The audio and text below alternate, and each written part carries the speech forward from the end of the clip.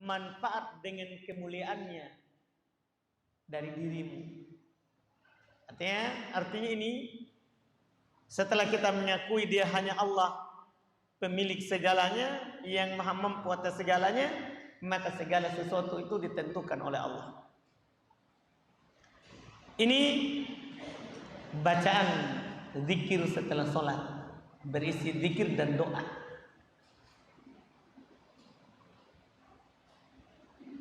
Bacaan kedua, Wan Sa'ad bin Abi Waqqas radhiyallahu ta'ala anhu qala anna Rasulullah sallallahu alaihi wasallam kana yata'awwadu bihinna dubura kulli shalah.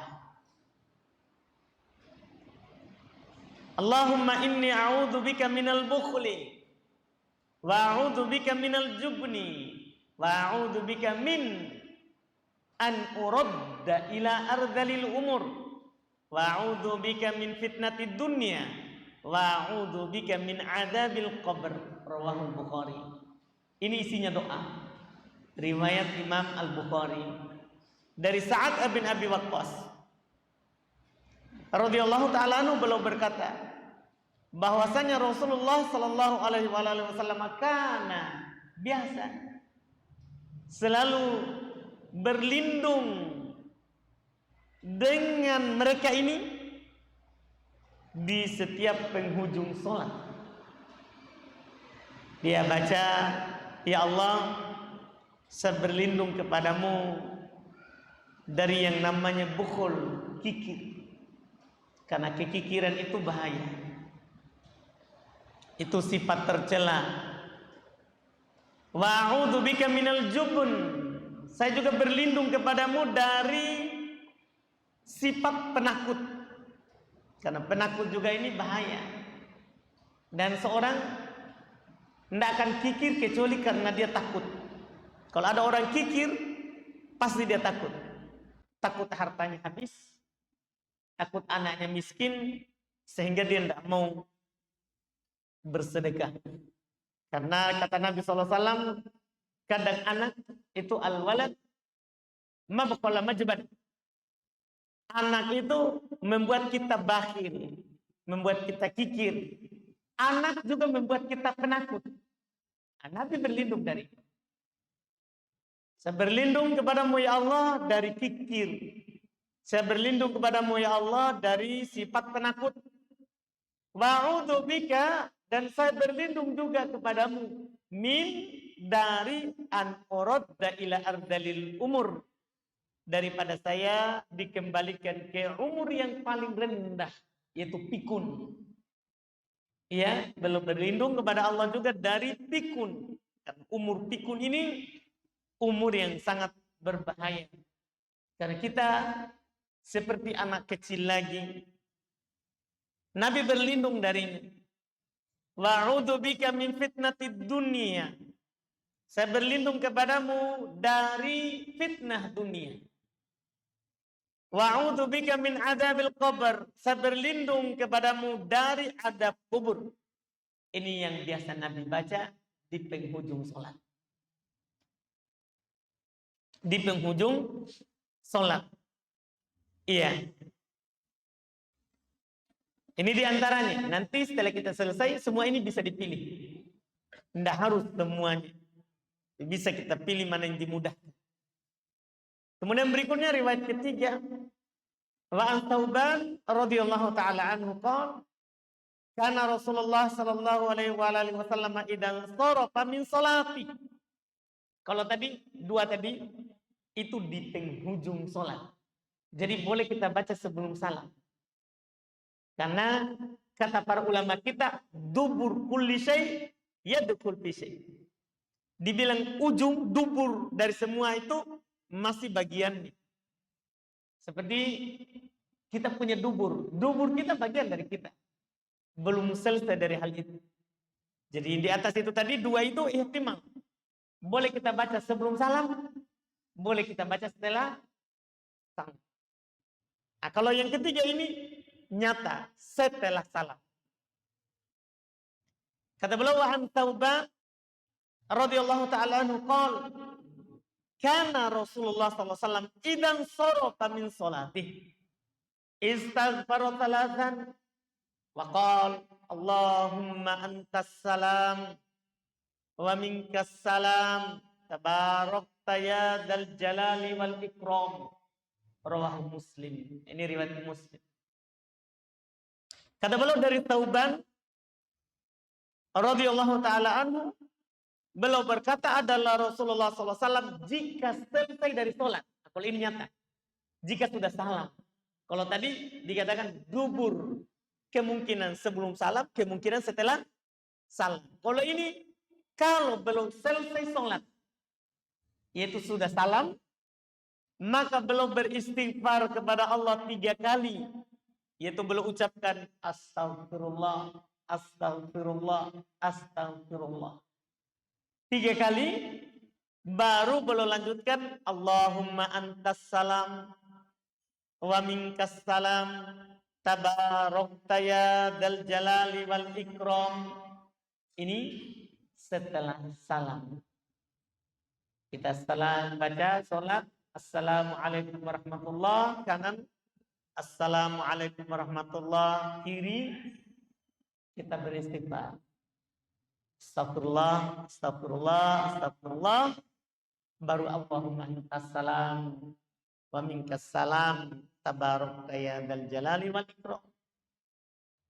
Baru kalau yang nomor 1 tadi, kalau kita baca setelah salam dan dilanjutkan la ilaha illa ant, la ilaha illallah wahdahu la syarikalah, lahul mulku wa lahul hamdu wa huwa ala kulli syai'in qadir. Allahumma la mani'a lima a'taita wa la mu'tiya lima mana'ta wa la yanfa'u dzal jaddi minkal jadd. Dan ini tidak ada urutan patennya, karena Nabi mengajarkannya beda-beda sahabat. Nah, harus urutannya langsung Allahumma antas salam wa minkas salam tabarakta ya dzal jalali wal ikram, baru setelahnya lagi. Tidak ada urutan paten. Mana yang hadir itu yang diucapkan. Mana yang Allah berikan taufik kepada kita untuk dibaca, itu yang dibaca. Kalau urutannya paten, berarti nanti kadang kita hanya baca di mulut, tidak pakai hati. Makanya di sini adalah tidak ada urutan yang langsung begini. Ini dulu baru ini. Kalau tidak maka salah. Nah, ini beda sahabat. Lihat. Yang pertama Mughirah bin Syu'bah. Yang kedua Sa'ad bin Abi Waqqas. Yang ketiga Thauban. Thauban. Berbeda-beda. Ini katanya Nabi beristighfar 3 kali kemudian membaca Allahumma antas salam wa minkas salam tabarakta ya dzal jalali wal ikram. Ini riwayat ketiga. Dibaca setelah sholat.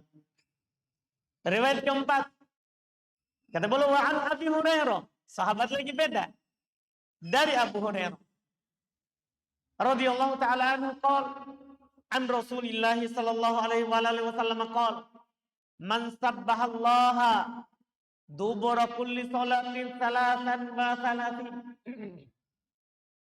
wa hamidallaha salatan wa salatin wa kabbarallaha salatan wa salatin fatilka tis'un wa tis'un wa qala tamamal mi'ah la ilaha illallah wahdahu la syarika lahul mulku wa lahul hamdu wa huwa ala kulli syai'in qadir ghufira khotoyahu wa in kana mithla zabadil bahar. Ini Masya Allah, di samping zikir setelah sholat 5 waktu, dan dia memiliki keutamaan yang besar. Rawahu Muslim. Zikir ini riwayat Imam Muslim. Kata beliau dari Abu Hurairah radhiyallahu taala anhu, beliau berkata dari Rasulullah SAW, siapa yang bertasbih kepada Allah di penghujung setiap sholatnya, sama tadi, iya, ihtimal sebelum dan setelah. Tapi dalam riwayat lain ini dijelaskan bahwa setelah sholat 5 waktu. Jadi ditambah kata setelah sholat 5 waktu di riwayat lain. Jadi ini menjelaskan bahwa doa zikir ini nanti setelah salam. Dan salam dari sholat 5 waktu. Kata Nabi, siapa yang bertasbih 33 kali, yaitu dia bilang subhanallah, subhanallah 33 kali. Wa hamidallaha salatan wa salatin. Kemudian dia bertahmid.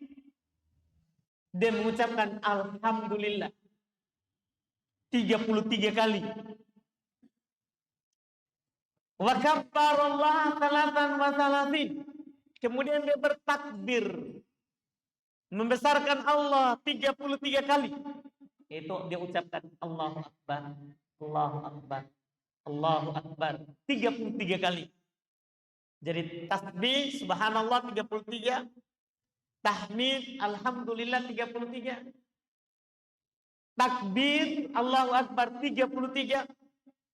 Kata Nabi, fatil katis'un watis'un. Ini berarti jumlahnya 99. Karena 33 kali 3. Berarti kata Nabi, ini namanya 99. Wa qala tamamal mi'ah. Kemudian dia berkata, untuk menggenapkan menjadi 100, la ilaha illallah wahdahu la syarikalah lahul mulku wa lahul hamdu wa huwa ala kulli syai'in qadir. Kalau dia ucapkan ini, ya, maka kata Nabi, ghufirat khotoya, maka akan diampuni dosa-dosanya. Wa in kanat mitla zabadil bahar, walaupun seperti buih di lautan. Kita tahu kan buih lautan kalau ombak, maka ada itu yang putih di atas, itu dibilang buih. Siapa yang bisa menghitungnya? Banyak. Artinya walaupun dosanya banyak sekali, kalau dia mengucapkan ini setelah sholat, maka akan diampuni. Makanya jangan terlalu tergesa-gesa untuk berangkat dari tempat duduk setelah sholat. Karena semua kita banyak dosa. Banyak dosa. Bahkan dalam riwayat lain, riwayat Muslim juga, yang belum saya sebutkan di sini. Di samping ini, perkara ini adalah menghapus dosa. Di riwayat lain, riwayat Muslim juga, orang-orang miskin datang kepada Nabi. Orang miskinnya sahabat. Mereka mengeluhkan keadaannya bukan karena kemiskinan, tapi karena tidak bisa beramal seperti orang kaya. Mereka bilang, ya Rasulullah, zahab ahlud dusur bil ujur. Wahai Rasulullah, orang-orang kaya telah mendahului kami dengan banyak pahala. Mereka berhaji, kami tidak berhaji. Mereka bersedekah, kami tidak bisa bersedekah. Pokoknya mereka punya banyak pahala karena harta yang mereka punya. Maka kata Rasulullah, mau nggak kalian saya ajarkan sesuatu, kalau kalian lakukan maka kalian akan melombai mereka. Kecuali mereka melakukan seperti yang kalian lakukan. Maka kata para sahabat, mau. Nabi ajarkanlah ini. Ajarkan ini, zikir. Kamu bertasbih 33 kali, bertahmid 33 kali, bertakbir 33 kali. Ya. Dan ada riwayat kamu bertakbir 34 kali. Kalau riwayat itu tidak ada la ilaha illallah. Jadi boleh kita tambah takbirnya sekali saja setelah 33. Tapi tidak ada la ilaha illallah. Tapi kalau tidak tambah takbir sekali, maka la ilaha illallah ada. Kalau kamu baca ini, kata Nabi, maka kamu akan mendahului pahalanya tadi itu orang kaya. Kamu tidak berhaji, tapi dapat pahala mereka. Dilombai orang kaya yang bersedekah. Karena kenapa? Kullu takbiratin tasodaqah, wa kullu tahmidatin sodaqah, wa kullu takbiratin tasbihatin sodaqah. Karena setiap takbir itu sedekah. Satu kali takbir kita bersedekah. Setiap kita bertahmid, alhamdulillah sedekah. Setiap kita bertasbih, subhanallah sedekah. Iya, berarti kalau kita ucapkan masing-masing 33 kali, berarti kita telah bersedekah banyak. Makanya Nabi bilang, kamu akan mendahului mereka. Hanya saja dalam hadis itu, orang kaya juga mendengar. Dan orang kaya juga melakukan. Akhirnya datang lagi mereka. Teman-teman kami orang kaya sudah mendengar juga itu ya Rasulullah. Gimana ini? Kata Nabi, dzalika fadlullah yutihi man yasha. Tidak bisa dipaksa. Itulah kelebihan yang Allah berikan kepada siapa yang dikehendakinya. Allah menghendaki ada yang kaya, ada yang miskin, ya terima saja. Ya, terima saja. Dan itu adalah bagian dari takdir dan ridho terhadap takdir. Itu adalah keimanan kepada Allah. Rukun iman yang keenam. Rukun iman yang keenam. Intinya adalah ini zikir yang punya keutamaan besar. Yang punya keutamaan besar. Kemudian kata beliau, wa fi riwayatin ukhra, dan dalam riwayat yang lain di sini maksudnya riwayat Imam Muslim juga. Karena yang banyak membawakan zikir Nabi SAW adalah Imam Muslim. Imam Muslim, bukan Imam Al-Bukhari. Dalam riwayat yang lain dikatakan anna takbiru arba'un wa thalathun. Ini yang saya bilang tadi. Takbir itu 44. Nah, 34. 34. Berarti semuanya jadi 100 bersama takbir terakhir. Ya, bersama takbir terakhir. Ini zikir setelah sholat. Kemudian kata beliau an Mu'adz ibn Jabal radhiyallahu taala anhu qala anna Rasulullah sallallahu alaihi wasallam qala lahu usika ya Mu'adz la tada'anna dubura kulli salatin an taqula Allahumma a'inni ala dzikrika wa syukrika wa husni ibadatik. Rawahu Ahmad wa Abu Dawud wa Nasa'i bi sanadin qawi. Kata beliau dari Mu'adz bin Jabal radhiyallahu taala anhu, beliau berkata Rasulullah sallallahu alaihi wasallam bersabda, berkata kepadanya, yaitu kepada Mu'adz, saya berpesan, berwasiat kepadamu wahai Mu'adz, la tada'anna dubura kulli shalah. Jangan pernah kamu meninggalkan di penghujung sholatmu. Ini dzikir sebelum salam. Dan boleh dibaca setelah salam. Tidak ada masalah. Ihtimam. Boleh juga setelah salam. Kalau kita tidak baca sebelum salam, boleh baca ini setelah salam. Iya. Jangan pernah kamu tinggal. Ini wasiat. Berarti ini penting untuk dibaca. Jangan pernah kamu tinggalkan di setiap penghujung sholatmu untuk membaca Allahumma a'inni. Ya Allah bantu saya. Ala dzikrika, untuk selalu mengingatmu. Wa syukrika, selalu mensyukuri nikmatmu. Wa husni ibadatik, dan selalu baik dalam beribadah kepadamu. Iya. Ini riwayat Imam Ahmad, Abu Dawud, An-Nasa'i dengan sanad yang kuat. Dan memang ini adalah hadis yang sahih dari Nabi kita Muhammad sallallahu alaihi wa alihi wasallam. Dihasankan oleh Syekh Al-Albani rahimahullah dan dimasukkan oleh Syekh Mukbil di dalam kitab As-Sahih Al-Musnad. Ini diantara bacaan doa setelah salam atau sebelum salam. Kemudian beliau berkata, hadis terakhir terkait dengan zikir dan doa ini.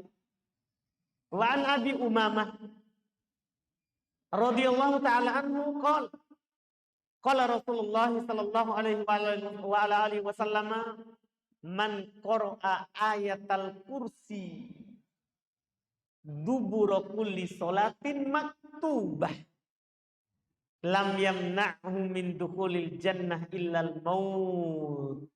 Masya Allah. Rawahu Nasa'i wa sahhu Ibnu Hibban wa zada fihi Tabrani wa qul huwallahu ahad.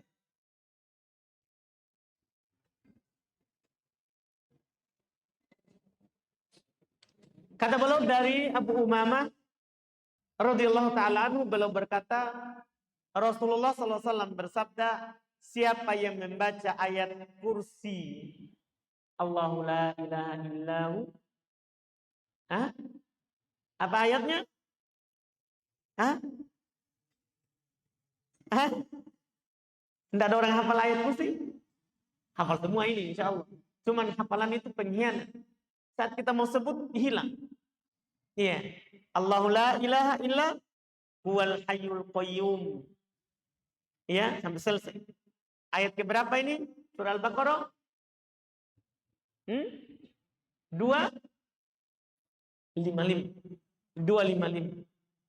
Kata Nabi, siapa yang membaca ayat kursi di setiap setelah selesai sholat 5 waktu, maka tidak ada yang bisa, ya tidak ada yang menghalanginya untuk masuk surga kecuali kematian.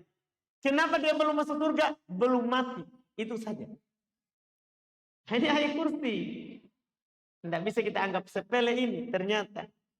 Iya, ayat kursi setelah sholat 5 waktu itu penting. Tidak ada yang menghalangi kita untuk masuk surga kecuali mati. Artinya apa? Yang membuat kita belum masuk surga adalah karena kita belum wafat.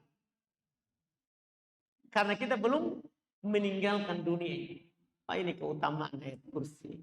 Ini diriwayatkan oleh Imam An-Nasa'i dan disahihkan oleh Ibnu Hibban. Dan disahihkan oleh Ibnu Hibban rahimahullahu ta'ala. Ya, dan ini memang sahih. Ini memang sahih. Kalau tadi untuk membaca tadi sahih, riwayat Imam Ahmad, Abu Daud, Nasa'i dengan sanad yang sahih. Ini juga riwayat Imam An-Nasa'i di kitab Amalul Yaum wal Lailah.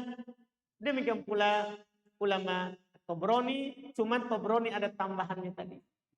Wazadati Tabrani, dan Imam At-Tabrani menambahkan wa qul huwallahu ahad. Di samping ayat kursi dan ayat surat Al-Ikhlas. Cuman tambahan ini adalah tambahan yang dhaif. Karena di dalam sanadnya ada rawi yang bernama Muhammad ibn Ibrahim ibn al-Ala al-Himsi. Dia muttaham. Dia rawi yang dituduh dusta. Ini tidak diterima tambahannya. Dengan bersambung ini. Adapun zikir pagi petang ada 3 ayat, 3 kul. Tapi kalau disambung dengan ini, enggak. Yang ada keutamaannya, tidak ada yang menahannya dari masuk surga kecuali kematian, ayat kursi. Ayat kursi. Ini semua ini belum sebutkan sebagian dari zikir di setelah sholat 5 waktu. Setelah kita ambil tadi, apa hukumnya ini zikir? Kita baca setelah sholat. Wajib atau sunnah atau bagaimana? Iya. Hukumnya disebutkan oleh mayoritas ulama rahimahumullah. Dia adalah mustahab, sunnah. Tidak wajib. Makanya di kalangan para sahabat, habis salam, orang-orang yang memiliki keperluan, mereka langsung berdiri dan keluar. Karena ini tidak wajib. Sunnah. Berkata Imam Al-Hafidz Ibnu Rajab rahimahullah, wa jumhur ahli ilmi ala istihbabihi. Mayoritas ahli ilmi, mayoritas orang-orang yang berilmu, ini hukumnya mustahab. Sunnah kita berzikir setelah salat. Sunnah kita berzikir setelah salat. Hukumnya. Iya. Artinya tidak ada masalah dengan salat kita. Hanya saja kita tidak dapat keutamaan kalau kita tidak berzikir. Kalau kita tidak berzikir. Kalau doa gimana? Kalau zikir kan jelas. Kalau doa di hadits tadi ada zikir dan doa. Iya, ada zikir dan doa. Hanya saja doanya itu ikut di zikir, tidak bersendiri. Doa setelah sholat, para ulama rahimahumullah ta'ala, ya, ada yang berpendapat dalam hal ini sekelompok dari pengikut Imam Syafi'i. Bukan Imam Syafi'i, sekelompok dari pengikutnya. Bahwa doa setelah sholat 5 waktu, berdoa setelah sholat 5 waktu, menurut mereka adalah sunnah. Sekelompok dari pengikut Imam Syafi'i. Apa dalilnya? Mereka tidak berdalil dengan hadis-hadis tadi, karena itu semua zikir. Cuman dalam zikir itu ada lafaz doa. Ada lafaz doa. Adapun doa secara khusus angkat tangan tidak ada. Karena semua tadi itu adalah setelah baca baru doa. Doanya itu baca sambung dengan zikir dan tidak ada dinukil bahwa Nabi mengangkat tangan. Sekarang ini yang kita bicarakan adalah doa mengangkat tangan secara khusus setelah sholat 5 waktu. Saya sudah bilang tadi sekelompok dari pengikut Imam Syafi'i menganggap bahwa mustahab, sunnah berdoa setelah sholat 5 waktu. Ya, mereka berdalil dengan hadis. Mereka berdalil dengan hadis riwayat Imam Tirmidzi nomor 3499.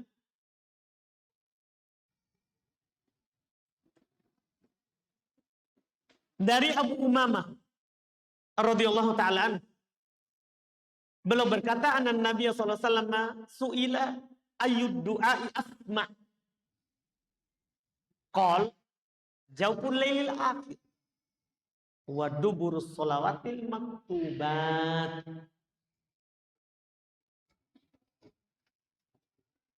Dari Abu Umamah radhiyallahu ta'ala anhu beliau berkata, Nabi sallallahu alaihi wasallam ditanya, doa apakah yang paling didengar? Yang diijabah? Yang mustajab? Itu pertanyaannya. Kata Nabi, penghujung malam terakhir. Maksudnya sepertiga malam terakhir. Dan duburus shalawatil maktubat, di penghujung sholat 5 waktu. Kata mereka penghujung di sini setelah salat. Hadis ini yang mereka pakai berdalil. Satu-satunya dalil yang dipakai akan sunnahnya berdoa setelah sholat 5 waktu. Para ulama berselisih pendapat sebenarnya terkait dengan hadis ini. Sahih atau tidak, itu pertama. Yang kedua, mereka berselisih pendapat juga terkait dengan kata dubur. Dubur ini apakah memang jelas setelah salam? Sehingga kita rutinkan doa setelah salam. Atau dubur ini adalah sebelum salam. Seperti hadis-hadis yang lain. Seperti hadis Mu'ad tadi. Wahai Mu'ad, jangan kamu tinggalkan di penghujung sholatmu. Untuk membaca, Allahumma a'inni ala dzikrika wa syukrika wa husni ibadati. Gimana ini dubur? Pertama kita bicarakan dulu sanadnya. Daripada kita berbicara hukum, baru hadisnya belum jelas. Hadis ini saya bawakan ucapannya ulama Syafi'i sendiri supaya jangan sampai kita dikatakan oh itu sakit hati terhadap pengikut Imam Syafi'i. Iya. Imam Al-Hafidz Ibnu Hajar rahimahullah beliau Syafi'i tulen. Iya. Imam Al-Hafidz Ibnu Hajar yang kita baca bukunya sekarang ini. Beliau berkata di kitab Nata'ij Al-Afkar jilid 2 halaman 232. Beliau komentar ini hadis riwayat Imam Tirmidzi. Lahu ilal. Hadis ini punya banyak masalah, punya banyak cacat. Hadis tadi, ketika Nabi ditanya, doa apakah yang paling diijabahi? Nabi bilang di penghujung malam, kalau itu jelas. Karena ada hadis lain bahwa Allah Subhanahu wa taala roh kita turun ke langit dunia setiap sepertiga malam terakhir. Dan Allah mengatakan, siapa berdoa saya akan kabulkan. Nah, itu ada hadis yang jelas.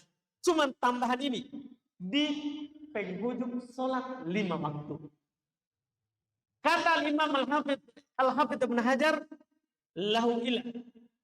Hadis ini punya banyak penyakit. Apa itu? Ihdaha, salah satunya. Pertama, al-inqita'. Terdapat keterputusan dalam sanadnya. Satu, sanadnya terputus. Hadis kalau dibilang sanadnya terputus, dhaif. Itu satu sebab. Kenapa bisa? Siapa? Apa masalahnya? Siapa yang terputus? Tentunya untuk menentukan ini sanadnya terputus atau sambung, kita kembali ke ahli sejarah. Karena harus ditahu siapa yang tahun lahirnya kapan, tahun meninggalnya kapan. Makanya Al-Hafidh Ibn Hajar menukil ucapan Abbas Ad-Duri, ahli sejarah. Dalam kitab tarikhnya, kitab sejarahnya, dia nukil dari Yahya Ibn Ma'in, ulama hadis terkenal, terpercaya, imam dalam hadis. Dia bilang, lam yasma' Abdurrahman ibn Sabit an Abi Umamah. Abdurrahman ibn Sabit itu tidak mendengar dari Abu Umamah. Tidak dengar, tapi dia bilang hadisnya. Gimana caranya? Iya. Cerita biasa saja.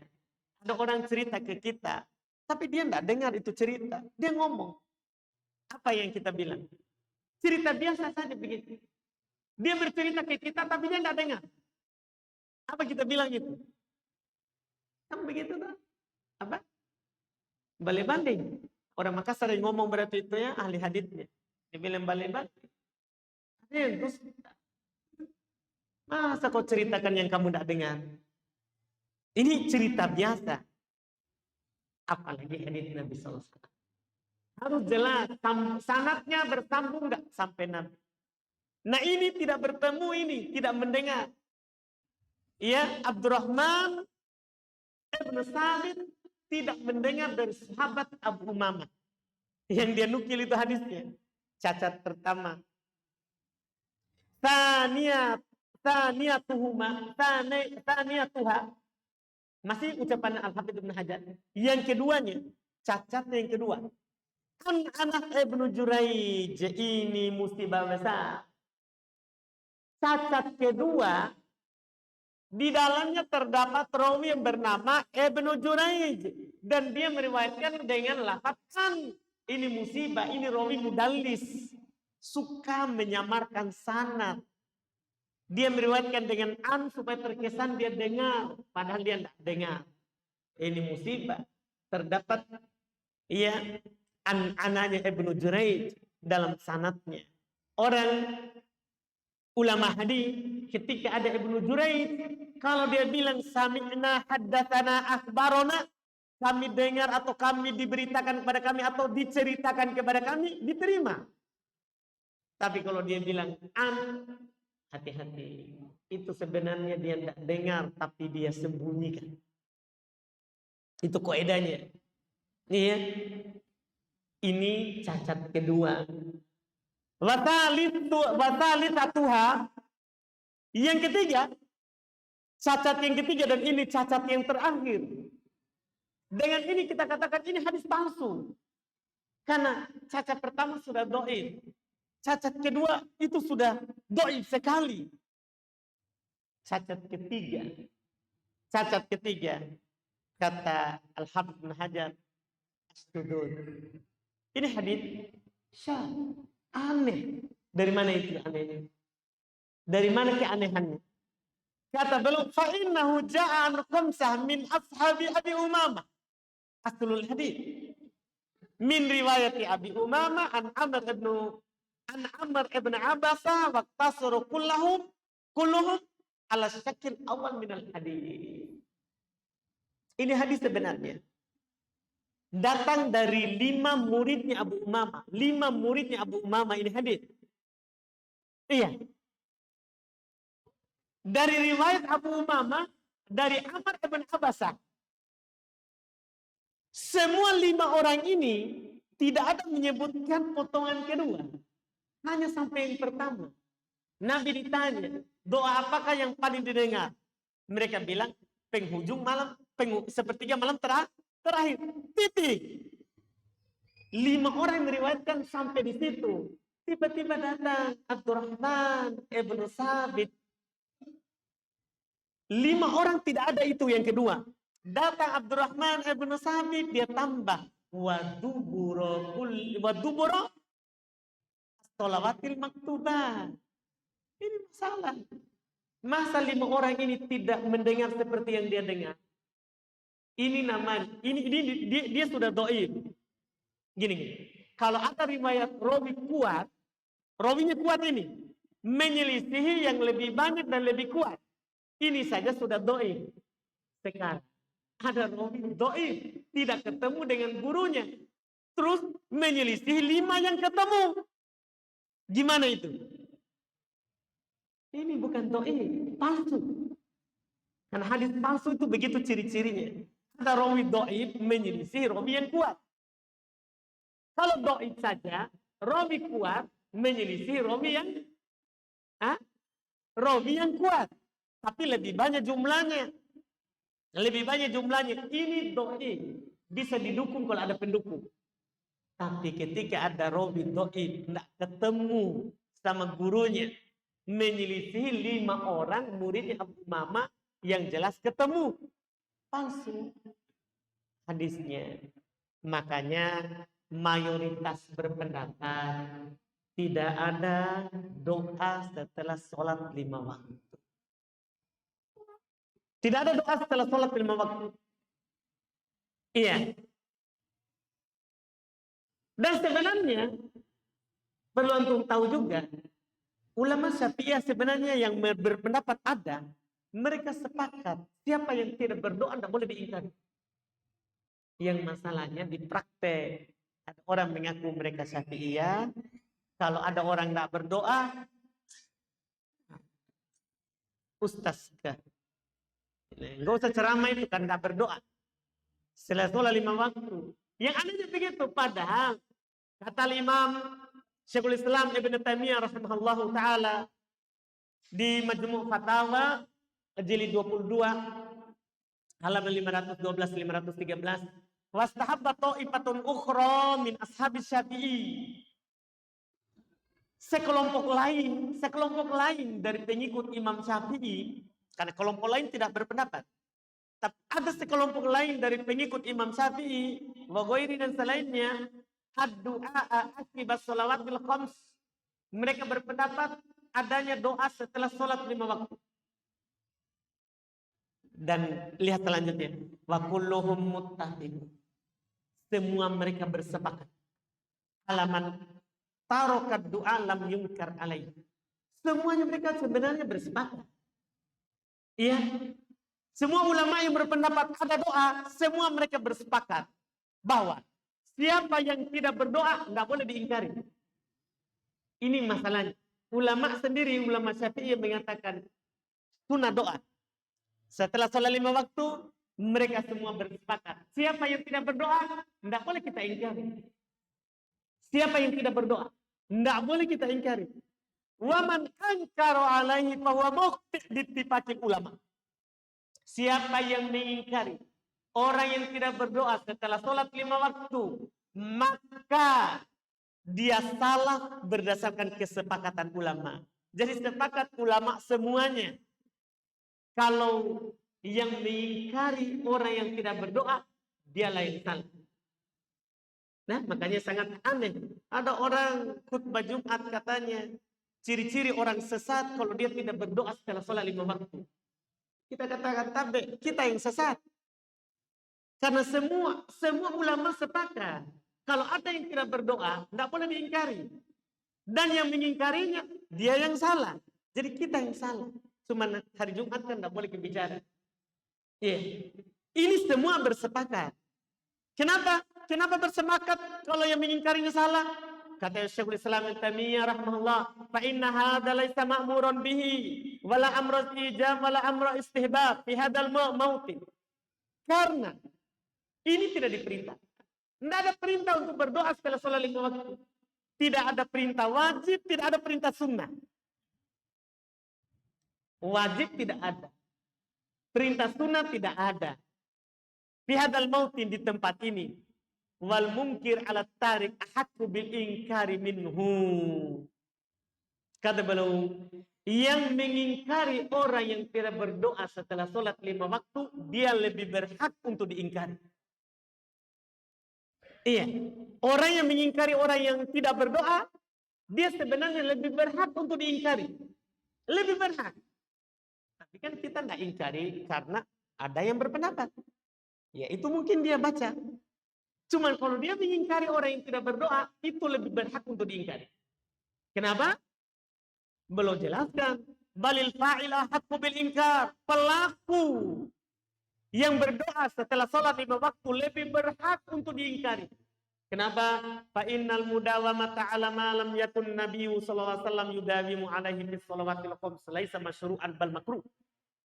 Karena terus menerus berdoa setelah sholat 5 waktu yang Nabi tidak pernah terus begitu. Di sholat 5 waktu, maka itu tidak disyariatkan. Makanya lebih berhak diingkari. Bahkan itu makruh. Kalau kita berdoa sekali-sekali, dapat hidayah, kita mau berdoa setelah sholat 5 waktu, itu tidak ada masalah. Tapi terus menerus bahkan kita mengingkari orang yang tidak berdoa, makruh. Nabi tidak lakukan, kita bisa rutin. Ini kata Syekhul Islam Ibnu Taimiyah rahimahullahu taala. Bersamaan dengan itu, belum berkata di tempat lain. Setelah itu, di jilid yang sama tadi, walau da'al imam wal makmum ahyanan akibat sholawati li amrin arid, lam yu'addu hadza mukhalifan lis sunnah kalladhi yudawimu 'ala dzalik. Kalau ada imam makmum kadang berdoa setelah sholat 5 waktu karena ada masalah, tiba-tiba ada musibah, kaum muslimin butuh didoakan, imam berdoa, makmum aminkan. Sekali-sekali ini tidak dianggap menyelisih sunnah. Ini tidak dianggap menyelisih sunnah. Yang menyelisih sunnah itu kalau kita rutinkan, terus kita pergi ingkari yang tidak melakukannya. Dari mana sunnahnya? Ini ucapan Syekhul Islam Ibnu Taimiyah rahimahullahu taala.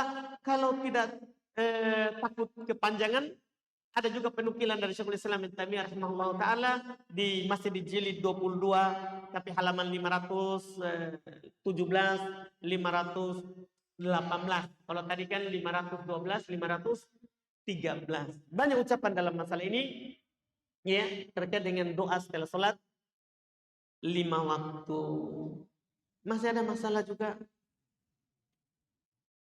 Kita ambil insya Allah.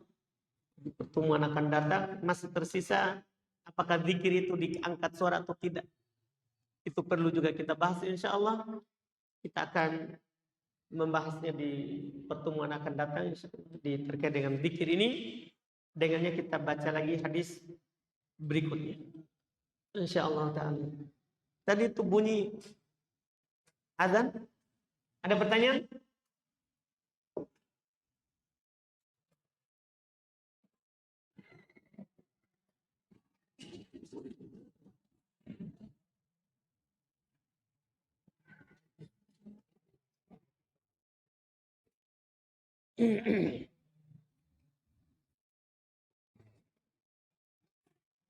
Bagaimana hukumnya membeli kucing dengan cara contoh membelikan kebutuhan makanan kucing atau hal lainnya kepada si pemilik kucing tersebut.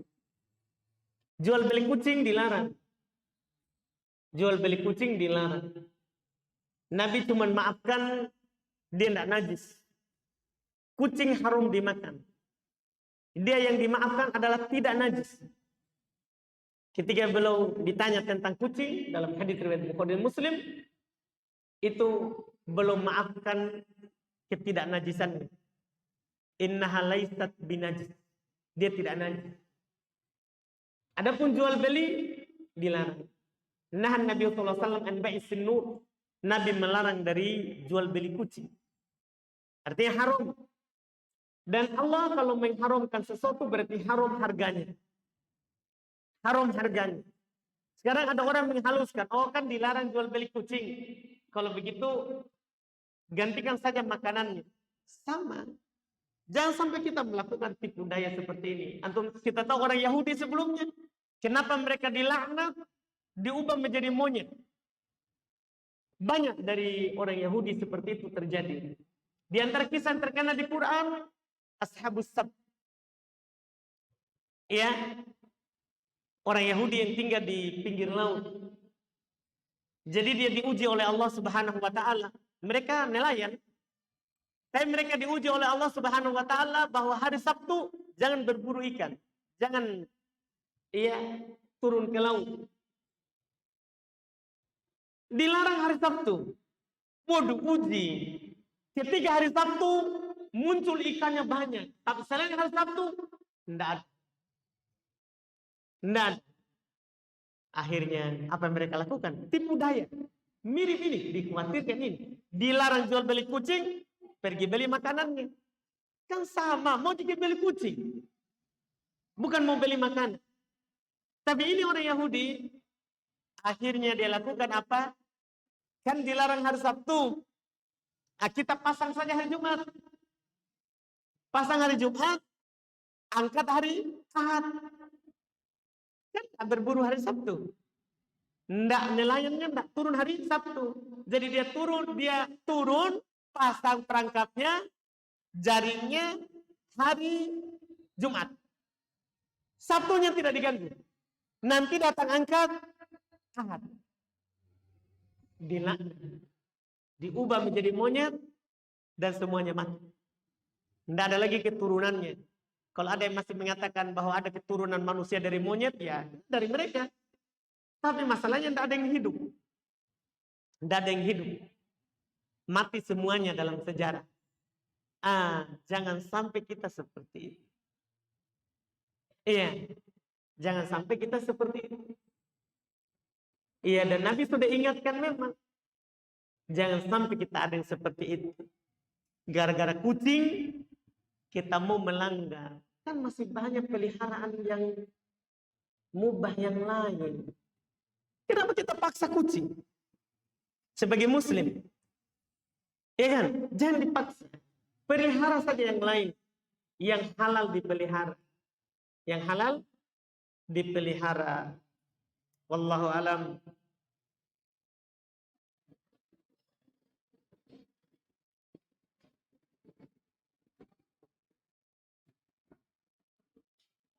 Bolehkah sholat berjemaah dengan perempuan yang bukan mahram? Alasannya tidak ada jemaah laki-laki. Dan kebetulan perempuan itu baru mau mulai sholat. Kalau ada jarak, perempuannya di belakang, kita di depan, tidak apa-apa. Kalau ada hijab. Kalau tidak ada hijab, boleh. Nabi mengimami perempuan. Nabi mengimami perempuan. Tapi dia di belakang. Dia di belakang. Bagaimana hukumnya sholat di kasur? Apakah sholatnya tetap sah? Tetap sah. Yang penting dia sujud di atas 7 anggota sujud yang diperintahkan untuk sujud dengannya.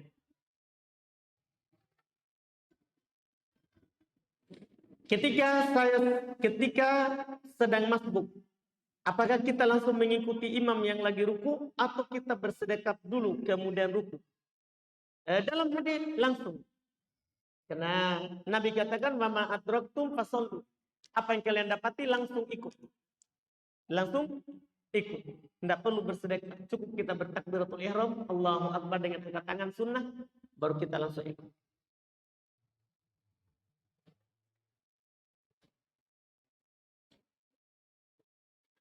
Apakah boleh kita berpuasa Arafah di hari Rabu?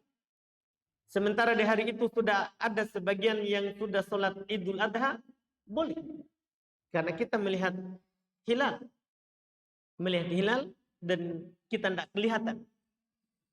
Sehingga kalau tidak kelihatan kita genapkan bulannya menjadi 30. Sehingga puasanya adalah hari Rabu. Hari Rabu karena bulan genap 30. Apakah boleh seorang suami membawa istrinya yang lagi hamil ke tukang urut orang hamil? Kalau perempuan boleh enggak? Tidak apa-apa, bawa ke tukang urut. Tapi kalau ke dokter saja itu lebih aman, lebih bagus. Iya. Adapun kalau tukang urutnya laki-laki, tidak boleh sama sekali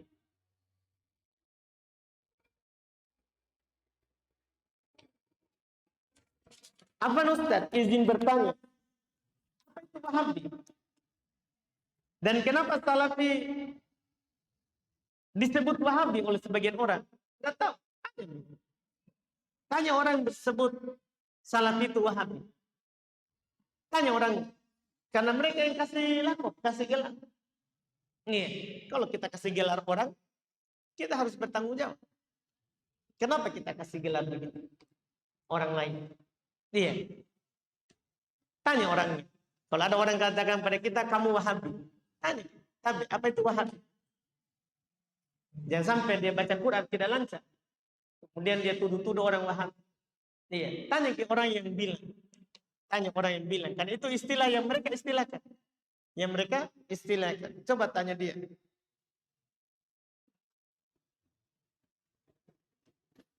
Apa hukum menyelisih pemerintah dalam berhari raya?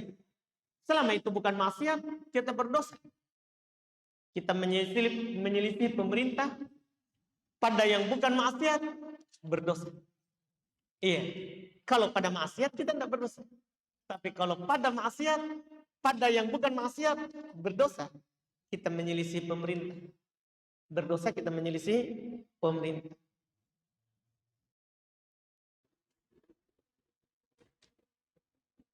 Apakah niat mandi selesai haid dan niat mandi junub berbeda atau sama saja? Mohon faedah Ustaz. Beda.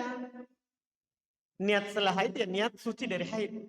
Junub ya karena habis junub. Beda niatnya. Makanya kalau ada orang junub terus juga haid, dia gabungkan niat mandi junub dan mandi suci dari haid. Karena beda.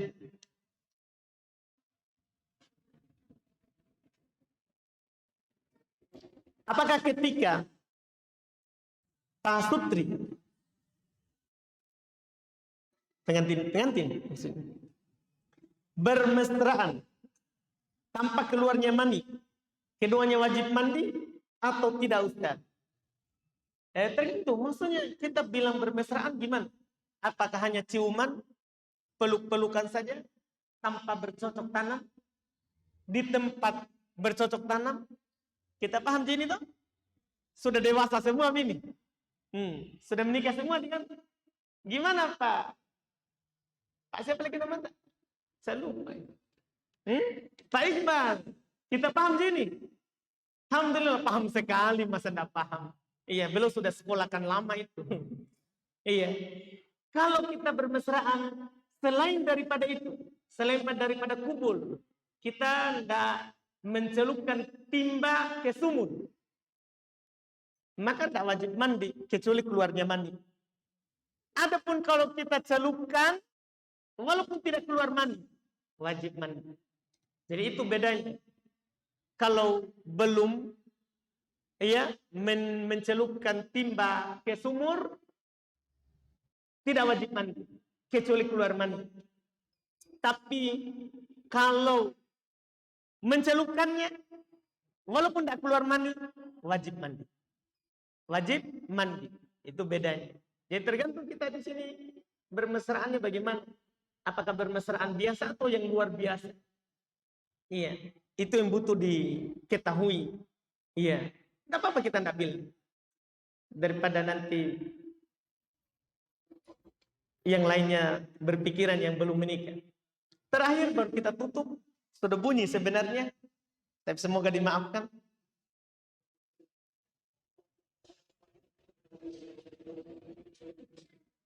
Adakah waktu-waktu terlarang dalam memotong kuku?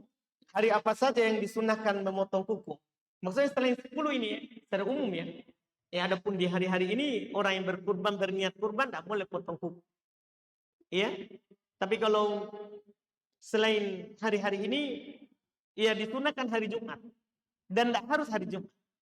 Kita bilang sunahkan hari Jumat karena hari Jumat sunnah kita berbersih. Ia memotong kuku, memotong bulu di sekitar kemaluan, mencabut bulu ketiak, mencukur kumis. Dengan lapat-lapat seperti itu ya, mencukur kumis.